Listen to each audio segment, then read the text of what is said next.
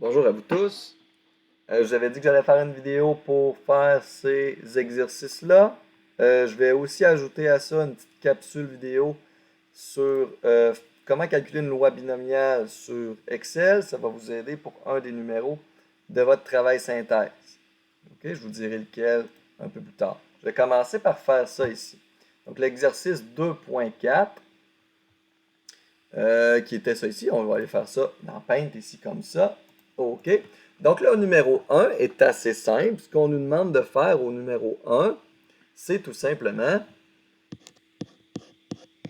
de calculer une probabilité que x, notre variable aléatoire, prenne une certaine valeur, OK, sachant qu'elle suit une loi binomiale. OK, donc on sait que x suit une loi binomiale de paramètres n égale 6, donc on a 6 tentatives. Et probabilité de succès, donc P égale 0,32, 32%. Okay? Au numéro 2, on nous demande la probabilité que x égale 2. Ben, c'est simple, vous prenez la formule que je vous ai donnée et vous remplacez tous les x par 2, tous les n par 6 et tous les p par 0,32. Ce qui va vous donner la combinaison de 2 parmi 6, multiplié par la probabilité de succès 0,32, supposant mon nombre de succès 2, multiplié par ma probabilité d'échec 0,68, exposant mon nombre d'échecs 4. Hein, si j'ai 2 succès parmi 6 tentatives, j'ai donc eu 4 échecs. OK? Ça ici, ça donne 15. Le reste, ça se calcule bien sur la calculatrice. Ben, en fait, la combinaison aussi. Ce qui va vous donner au total tout 32,8%. Au B, on te demande la même affaire, c'est un peu redondant, mais avec x égale 5, comme ça. Donc, c'est la combinaison cette fois-ci de 5 parmi 6, 0,32 à la 5, probabilité de succès exposant le nombre de succès, multiplié par la probabilité d'échec, multiplié par le nombre d'échecs. OK? Ça va donner, ça va donner 1,4%. Si vous avez fait vos calculs correctement. Au numéro C, c'est déjà un peu plus intéressant. On nous demande au C la probabilité que x soit plus grand ou égal à 1. Donc, la probabilité que si on fait 6 tentatives, on ait au moins un succès. C'est-à-dire 1, ou 2, ou 3, ou 4, ou 5, ou 6. On pourrait faire la somme des probabilités pour x égale 1, x égale 2, x égale 3, 4, 5 et 6, mais c'est beaucoup plus léger de faire 1 moins la probabilité de l'événement inverse. Quoi, l'événement inverse à avoir au moins un succès, c'est ne pas en avoir du tout. Avoir au moins un succès et ne pas en avoir aucun, c'est l'inverse l'un de l'autre. OK? Ça va donner 1 moins la combinaison du nombre de succès, 0. Ici, on avait 6 tentatives, probabilité de succès 0,32, exposant 0. Tout ça fait 1 jusqu'à maintenant, multiplié par la probabilité d'échec, exposant mon nombre d'échecs. Donc, si j'ai 0 succès, je vais avoir 6 échecs. Donc, vous remarquez tout de suite que lorsque vous voulez calculer avec une probabilité avec 0 succès, tout ça donne 1. Donc, à chaque fois, là, si vous voulez avoir 0 échec, 0 succès, c'est-à-dire, excusez-moi, 0 succès, ça va toujours être votre probabilité d'échec, Q, ou 1 moins P, okay, exposant votre nombre d'échecs. Okay? Puis votre nombre d'échecs, si vous avez 0 succès, ça va être n, c'est-à-dire le nombre de tentatives. C'est bien le cas aussi, on a 0,68 exposant 6. Et puis ce calcul-là va te donner, si tu fais tout ça correctement, 1 moins 9,9%, c'est-à-dire 90,1%. Comme ça. Donc ça, c'est pour le numéro 1. Tu peux faire pause si tu n'as pas réussi à tout prendre en note. Sinon, moi, j'efface et je recommence avec le numéro 2. Au numéro 2. Donc ici, c'est un contexte. C'est d'autant plus intéressant. Moi, c'est sûr que dans mon examen, ça va plus se retrouver sous cette formule-là. Okay? Moi, j'aime beaucoup mieux appliquer ça à des contextes que de carrément te dire mathématiquement parlant comme ça. Je trouve pas ça intéressant, bien honnêtement. j'aime beaucoup mieux te donner un contexte, que tu sois capable de vérifier que ce soit une loi binomiale et de faire les calculs associés à ça ensuite. OK? Donc, allons-y, numéro 2. Numéro 2, on dit, on a un boulier contenant 3 boules rouges et 7 boules noires, donc un total de 10 balles, ce que je comprends. On tire 4 boules l'une après l'autre et on remet à chaque fois la boule tirée dans le boulier. Donc 4 boules, mais avec remise. On en pige une, on la remet dans le boulier. On en pige une autre, on la remet dans le boulier. Donc on pourrait piger successivement la même balle 4 fois, c'est possible. On compte le nombre de boules rouges obtenues. Vérifier les conditions d'application de la loi binomiale et déterminer les paramètres n et p. Donc ici, on va commencer par définir notre variable aléatoire. C'est la dernière phrase qui va nous aider à faire ça. On compte le nombre de boules rouges obtenues. Bien, ça, x va être le nombre de boules rouges obtenues. De boules rouges pigées ou obtenues. En combien de tentatives? On fait 4 lancers. 4 tirages.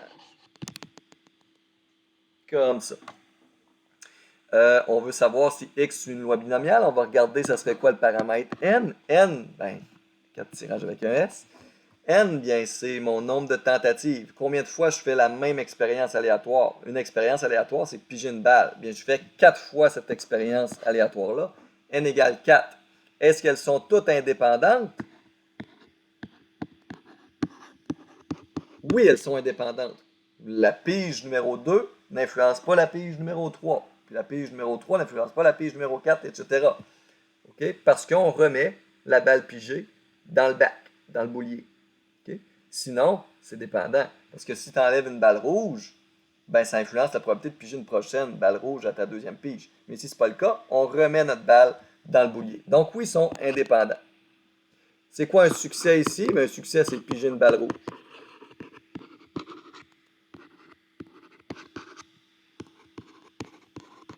Okay? Puis un échec, ben, c'est ne pas piger une balle rouge ou piger une balle noire, c'est dire la même chose. La probabilité de piger une balle rouge, on en a combien des balles rouges? On en a 3 et on a 10 balles au total, donc 3 sur 10 ou 30%. Elle est la même à chaque lancer puisqu'on remet la balle pigée dans le boulier. Donc, et x compte bien le nombre de succès, compte le nombre de boules rouges pigées en n tentatives, en 4 tirages. Donc ici, on peut affirmer que x est une loi binomiale de paramètres n, 4 et de probabilité de succès 30%, ou 0,3, comme vous voulez. OK? Ça, c'est pour le numéro A. Il faut être capable de reconnaître que c'est une loi binomiale. Dans mes examens, je ne te dirai pas vérifier les conditions d'application de la loi binomiale. Okay? Je vais te dire, définis ta variable aléatoire, quelle est la distribution de probabilité, là, tu vas me dire binomiale. Je vais sûrement te dire pourquoi aussi. Tu vas me dire parce que c'est constitué de 4 épreuves indépendantes avec une probabilité de succès de 3 sur 10 qui est constante épreuve après épreuve. Par exemple, tu pourrais me dire quelque chose comme ça ou carrément me dire quels sont les critères à respecter et me dire qu'elle respecte ces critères-là. Au numéro B, on nous demande quelle est la probabilité d'obtenir 2 boules rouges. Ben, c'est la probabilité que ma variable aléatoire grand X prenne la valeur 2. Je veux 2 boules rouges. J'en veux pas 3, j'en veux pas 4, j'en veux exactement. Donc ça ici, obtenir 2 boules rouges, là, ça veut toujours dire exactement 2 boules rouges. Okay? Exactement 2 succès.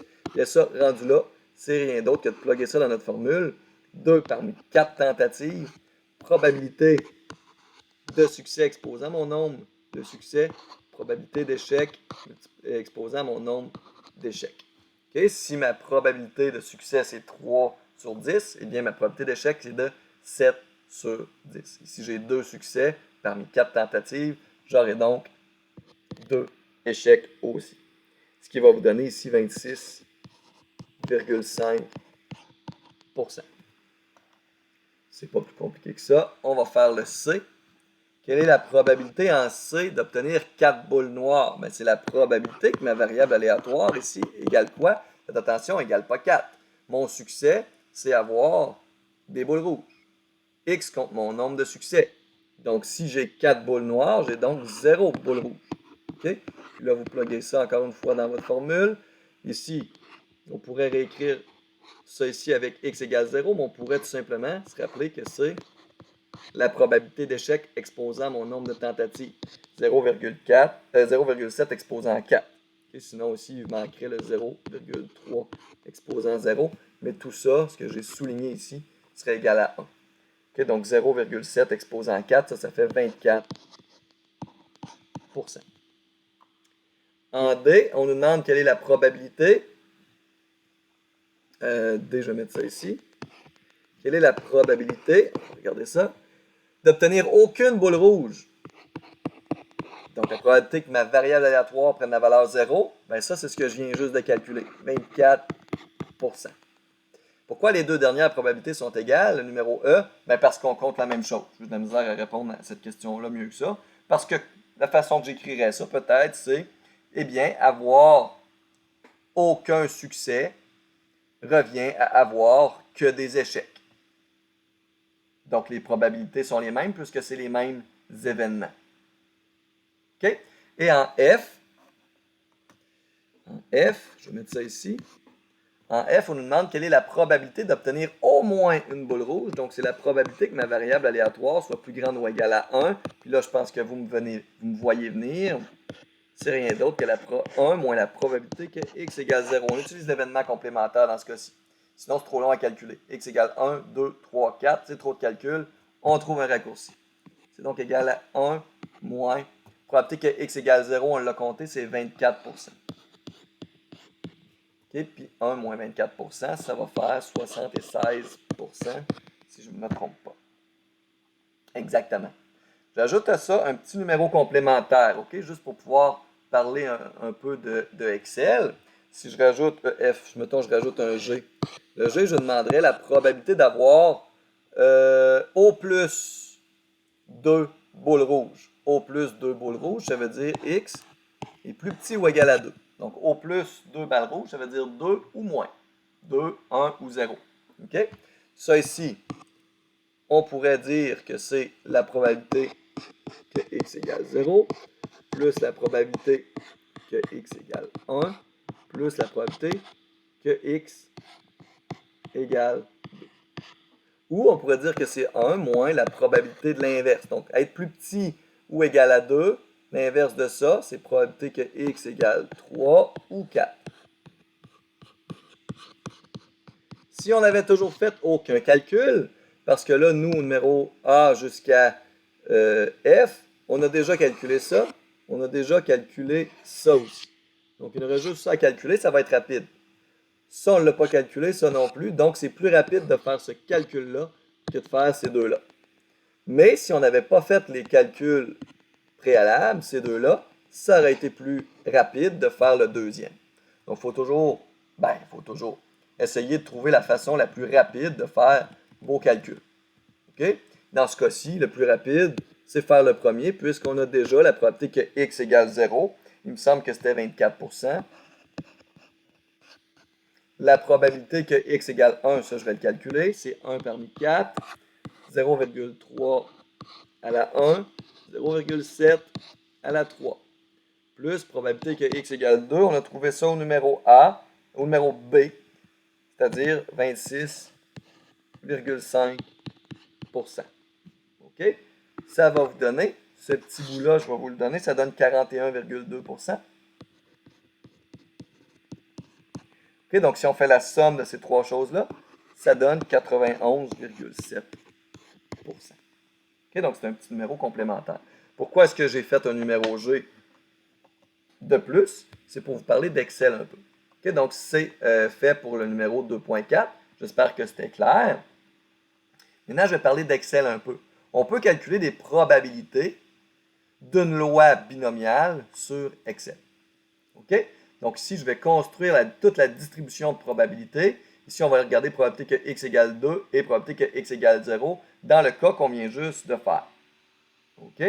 Donc, pour ce faire, donc si vous voulez faire un calcul dans Excel, vous entrez toujours égal. Puis là, ici, vous pouvez rentrer le mot binomial. Vous voyez que vous allez avoir plusieurs options. OK? Loi binomiale inverse, c'est pas ça qu'on veut. Loi binomiale n, c'est ce qu'on veut. Regardez, c'est toujours écrit à côté, qu'est-ce que ça fait? Renvoie la probabilité d'une variable aléatoire discrète qui suit une loi binomiale. Ah ben c'est ça que je veux, je clique dessus. Et là, les paramètres qu'on a besoin sont écrits là. Okay? Donc c'est ce qu'il faut faire. Il faut écrire en premier le nombre de succès. X égale 2, ici mon nombre de succès c'est 2. Point virgule. Il faut mettre des points virgules entre chaque chose.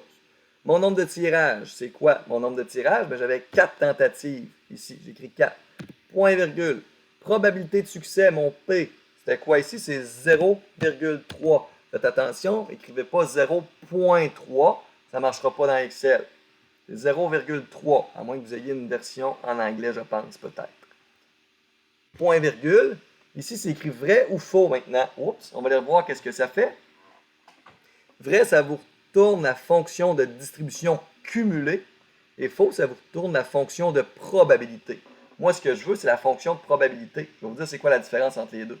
La fonction de probabilité, donc celui associé au faux, ça va te retourner la probabilité que x égale 2. Si tu écris vrai, la fonction de distribution cumulée, ça va te donner la probabilité d'être égal à 2 ou plus petit que 2. Donc, ça cumule toutes les probabilités jusqu'à ce que tu atteignes ton nombre de succès. Donc, ici, ça calculerait la probabilité que x égale 0 jusqu'à 2. Probabilité que x égale 0 plus probabilité que x égale 1 plus probabilité que x égale 2. C'est ça qu'on a calculé au numéro G en passant. Donc, on va voir que ça fonctionne. Mais moi, ici, je vais écrire faux pour l'instant. Okay? Tu peux écrire faux à mitaine ou tu peux cliquer dessus directement. Okay? Donc, en écrivant faux, ça te retourne la probabilité que x égale 2. Puis là, tu fermes ta parenthèse, tu fais égal, puis ça donne 26,5%. Okay, on va ajouter une petite décimale. Puis ça donne bien le même résultat que nous, 26,5%. Okay, je vais mettre ça en pourcentage aussi, avec un certain nombre de décimales. On va refaire la même chose, juste pour se pratiquer, essayer de réfléchir à qu'est-ce qu'il faut mettre ici encore une fois pour avoir la probabilité que x égale 0. Probabilité que x égale 0. On écrit binomial. On va chercher loi binomiale. Nombre de succès, ici c'est 0. Point virgule. Nombre de tirages, c'est toujours 4. Point virgule. Probabilité de succès, c'est encore 0,3. Point virgule. Hop. Ici, on va encore faire faux. On va voir la fonction de probabilité. Oups. Ça nous donne 24%, et c'est bien ça qu'on avait dans notre calcul au numéro C et D. Maintenant, si je cherche la probabilité que x soit plus petit ou égal à 2, je ne sais même pas comment faire un plus petit ou égal à 2.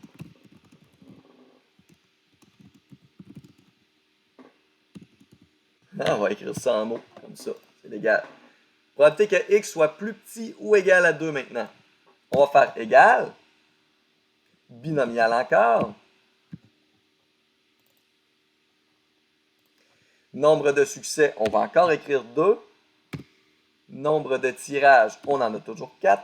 Probabilité de succès, c'est toujours 0,3. Et ici, je veux plus petit ou égal à 2. Donc là, on va aller chercher le vrai, parce qu'on veut la distribution probabilité cumulée. OK? En rentrant le vrai, vous allez voir ce que ça donne. Je vais encore me mettre un pourcentage. Je vais mettre ça en pourcentage avec... On arrive à 0,1 près, là, mais c'est parce qu'on arrondit nos choses. OK? Donc, ça vous retourne la probabilité que x soit plus petit ou égal à 2. Vous n'avez pas besoin de calculer les 3 et de les additionner. Vous pouvez tout simplement entrer vrai dans votre formule sur Excel. C'est beaucoup plus simple. Ici, je vais construire la distribution de probabilité, vous allez voir, en un clin d'œil. Okay? Je vais rentrer encore une fois ma formule de probabilité. Égale binomial. Nombre de succès, ici, mon nombre de succès, c'est 0. Donc, je vais le prendre en argument. Okay? Donc, je vais rentrer la cellule associée à ça. Mon nombre de tirages va toujours être 4. Ma probabilité de succès va toujours être 0,3. Et je vais mettre un faux ici parce que je veux la fonction de probabilité. Égal. 0, ça marche. J'ai la même chose que tantôt. Je vais encore une fois mettre ça tout en pourcentage avec un chiffre après la virgule. Ici aussi, je vais mettre un chiffre après la virgule. Okay? Ici, j'ai déjà calculé la somme, donc je vais prendre la somme de tout ça, mais ça devrait nous donner 1 ou 100%. Maintenant, je ne vais pas faire le calcul à chaque fois. Je vais itérer sur le D16.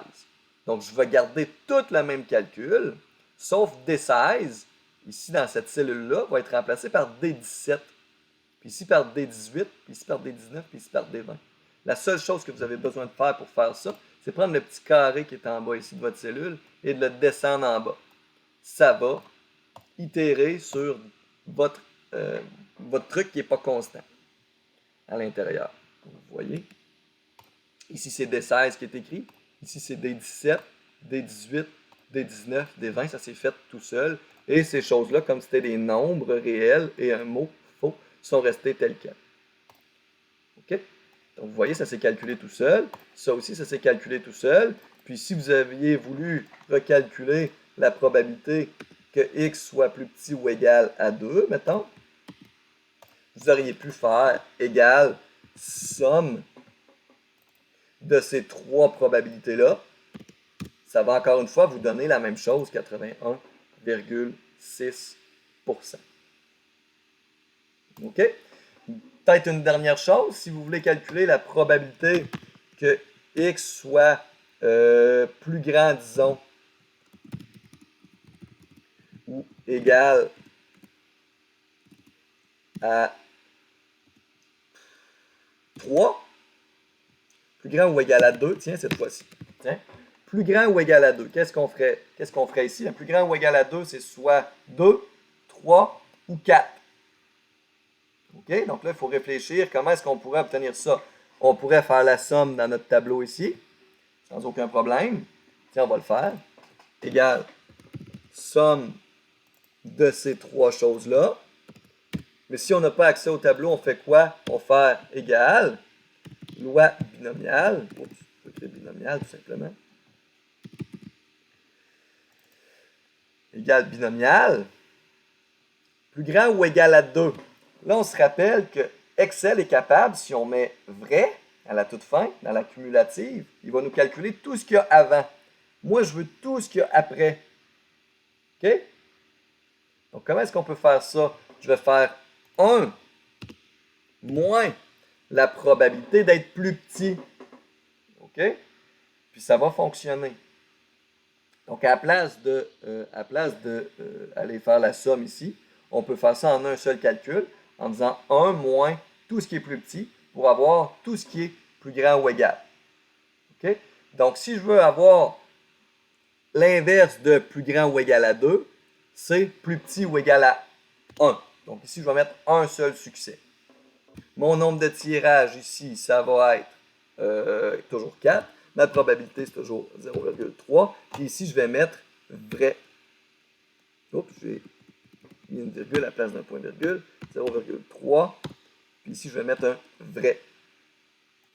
Donc, on va regarder avant d'appuyer sur Enter. Qu'est-ce que ça va faire, ce calcul-là? Loi binomiale avec un vrai, ça va calculer tout ce qui est plus petit ou égal à un succès. Mais j'enlève, je prends 1 moins ça. Donc, je prends l'inverse. Okay? L'inverse de plus petit ou égal à un succès, c'est plus grand ou égal à 2 succès. Donc là, si on fait Enter, ça devrait fonctionner. Oui, ça nous donne la même probabilité. Une maudite chance. Okay, vous êtes maintenant capable de calculer n'importe quoi avec une loi binomiale sur Excel. C'est pas plus compliqué que ça. Il me semble qu'il y avait un numéro dans votre travail synthèse là-dessus. Je vais aller regarder, je ne me souviens plus c'est lequel. Regardez, je ne me souviens pas si j'ai écrit. Ah, binomial. Ah, ben je l'ai écrit binomial, tant mieux. OK, donc c'est le numéro A. Le premier numéro il est à votre portée. Donc, ici, hein, on va faire le numéro binomial. Vous allez calculer le pourcentage de PDG qui considère l'utilisation d'un sous-traitant comme primordial. Ça va être votre probabilité de succès. Si on choisit 40 PME, N égale 40. Quelle est la probabilité qu'aucun PDG considère comme primordial sur les 40? Probabilité d'avoir 0 succès parmi 40 tentatives. Bon, quelle est la probabilité que plus de 5 PDG considèrent comme primordial l'utilisation de sous-traitants québécois? Il va falloir y réfléchir un peu plus. Donc, que X soit plus grand ou égal à X soit plus grand que 5, dans ce cas-ci. Okay, donc, le numéro A est à votre portée. Le B ne l'est toujours pas, mais ça s'en vient très bientôt. Ici, on ne l'a pas encore, ça non plus, mais il me semble qu'il y en avait un autre que vous pouviez faire. C'était celui-là. Okay? Le EI, vous pouvez le faire et le A, vous pouvez le faire maintenant. Donc voilà, j'espère que tout est clair. Si vous avez des questions pendant la relâche, vous pouvez me faire signe aussi sans aucun problème. Je vous souhaite une bonne relance, puis on se revoit, nous, mardi le 20 octobre. Bye, au plaisir!